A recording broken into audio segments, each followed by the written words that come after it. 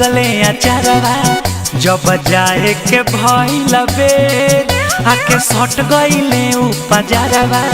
रुस गइले हम हवा फेर रुस गइले हम हवा फेर धके खींचे उ लगले अचारवा जब जाए के भइल बेर आके सट गइले उपजारवा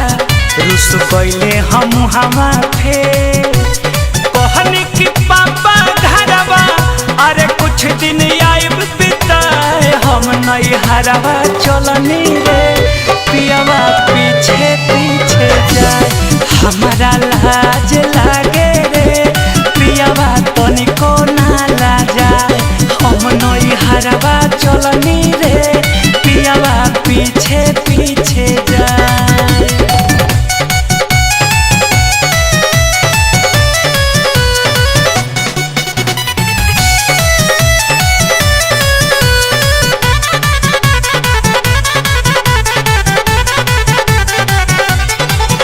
घरे लागल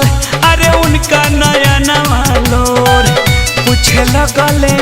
काहे जाता रू हमके छोड़ काहे जाता रू हमके छोड़ घरे लागल अरे उनका नया नवा लोर पूछे लगले काहे चालू कर जावा को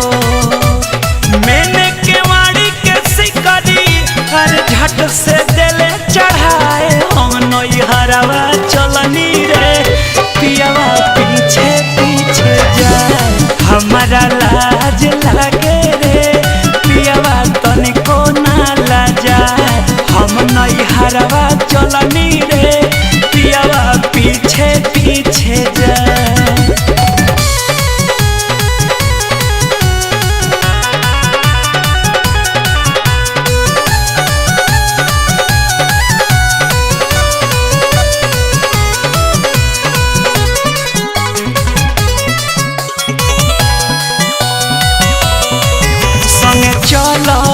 जिद लगले करे नितेश लेके कही झाड़ लगले बलम जी के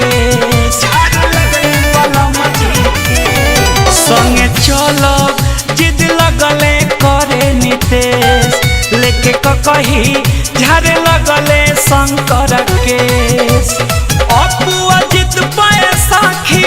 मोरा दिलवा गइल मोहाए हम नई हरवा चलनी रे सैया पीछे पीछे जाए हमारा लाज